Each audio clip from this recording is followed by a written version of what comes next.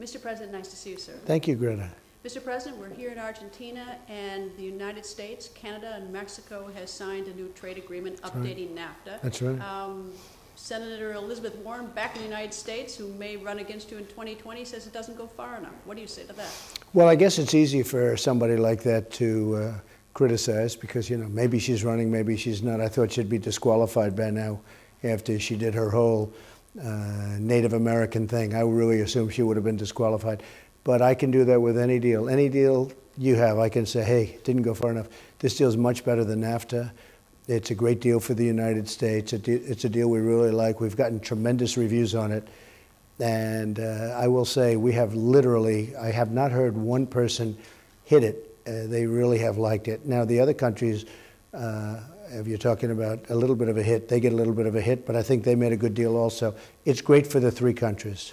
Now, one of the parts of it has to do with auto workers, auto parts. Is that in any way going to specifically address one of the issues the United States has with GM closing plants and 14,000 losing jobs? Well, it is, and it's not only that. It's going to keep auto companies from moving. One of the things I really wanted is plants and auto companies and just general, I mean, jobs, factories.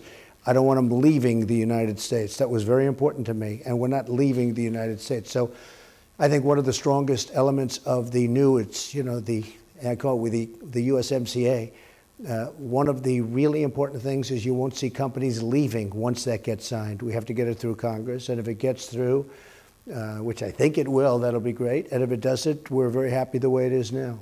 The G20 is about global economics. As you sort of step back and look at the globe, what do you see is sort of the biggest threat, realistic threat in the near future to the global economy? Well, you have many threats, but the United States really has been ripped off by so many different countries. And I'm not giving you any secrets when I say China. The numbers that China has done on us for, you know, so many years, 25 years. Which you've been saying to me for years before you I've been saying that for a long time. When I was a young developer, I was saying that to you and everybody else. I mean, I've been talking about it for a long while. Japan, I used to use Japan.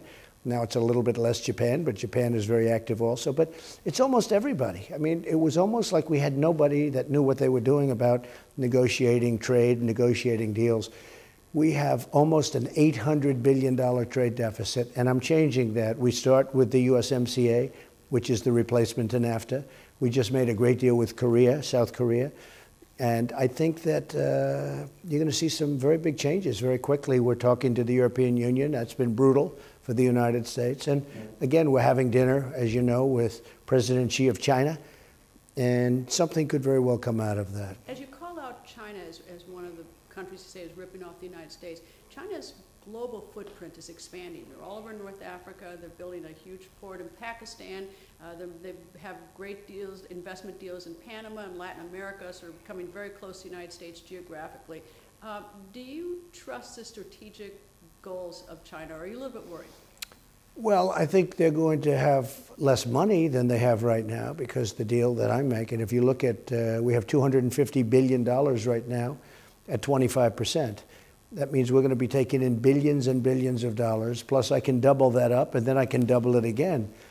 And they could never do what they did in the past with other presidents because, and you see what's happening. I mean, China is, I don't want to do this, but they are not doing very well now compared to what they were doing. And again, I think that we are doing well. We picked up $11.7 trillion in worth since my election, and China's lost a great deal of worth. And we are now a much bigger economy than China, which a lot of people don't know, but we're a much bigger and really a much more powerful economy than China.